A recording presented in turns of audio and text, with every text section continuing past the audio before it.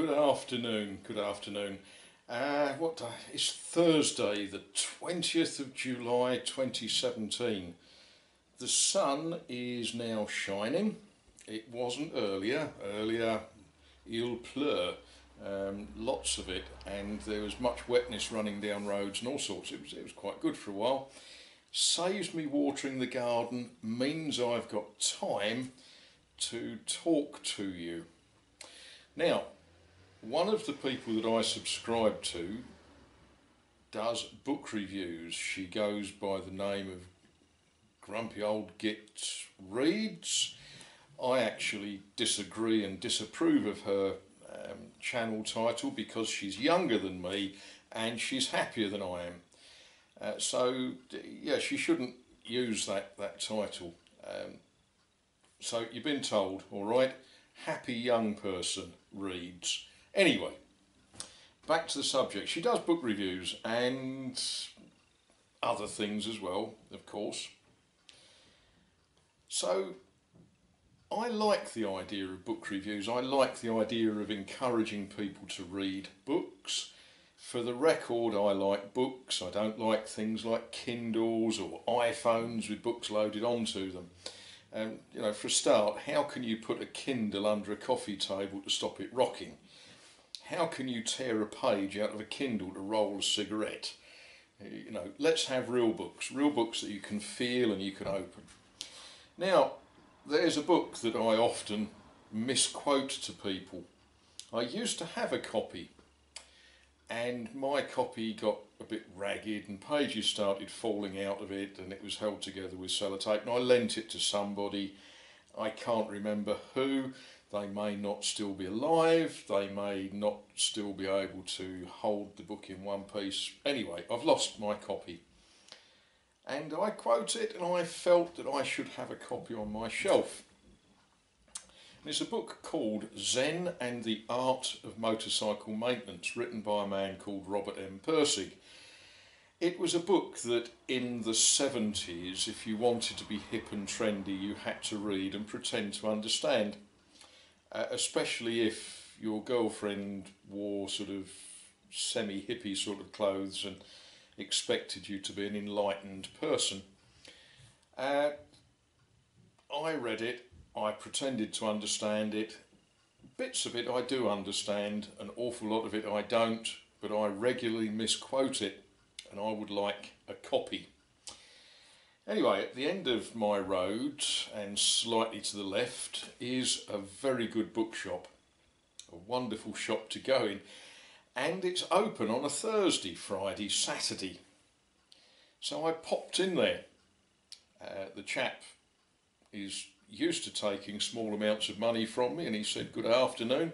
And I said, "Zen and the Art of Motorcycle Maintenance." He said, "We've got a copy.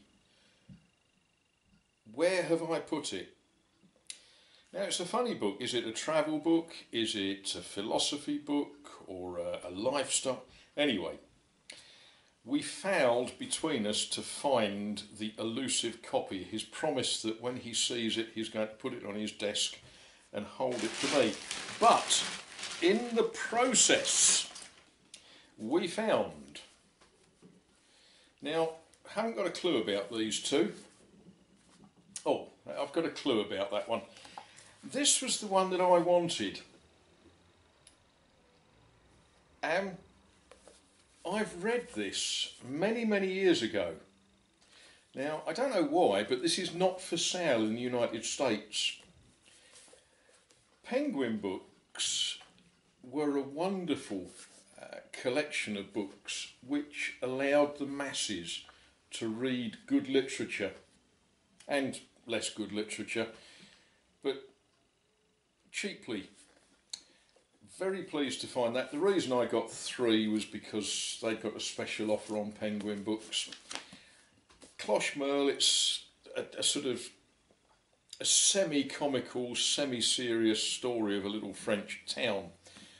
I will read that and thoroughly enjoy it, I know.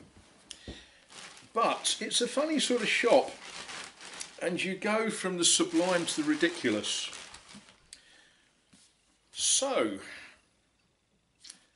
How about early church history to AD 313? Not the sort of thing that everyone's going to want to read. Talking about Gnosticism and Jewish influences and Origen and the School of Alexandria. I saw that and I thought, that's an interesting book. It's a heavy book. It will look good on my coffee table, won't it? This particular copy is from 1909. I suspect I will dip into this from time to time, and I will work my way through it and put a bookmark in it as we go. But then a book written by a man that I have heard of, I don't know, he probably died before I was born. But this is published by a publishing firm that I have a little knowledge of. And the man that wrote this, I have a small amount of knowledge of. And again, this is a book not for entertainment, I don't think there's going to be many jokes or cartoons in this book. But it was a book that, as I looked, it just sort of caught my eye. And I thought, that is possibly something that I should read. This is the 8th impression from 1956. So this book is actually 2 years older than me. 3 years older than Cutworm. How about that? Not as old as the Shade Tree Fix-It Man. But there we are. Some interesting books. I will read them. I will derive enjoyment of different sorts and learning. And the great thing with a book, these 2 books, they're heavyweight books, they're research books. They can go on the shelf, they can have a bookmark in them. I can be reading that one and pick that one up and go into it, and I can read these 2 with a cup of tea, and then when I get a bit sort of too deep and engrossed, I can flick into where I put the bookmark in this one. You can't do that with a Kindle.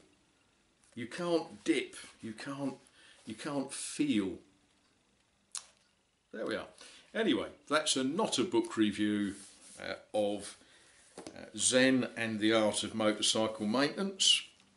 It's not even a book review of these books, because I haven't read them recently. On that note, I'm going to leave you. I'm going to drink my tea. I'm going to have a little read.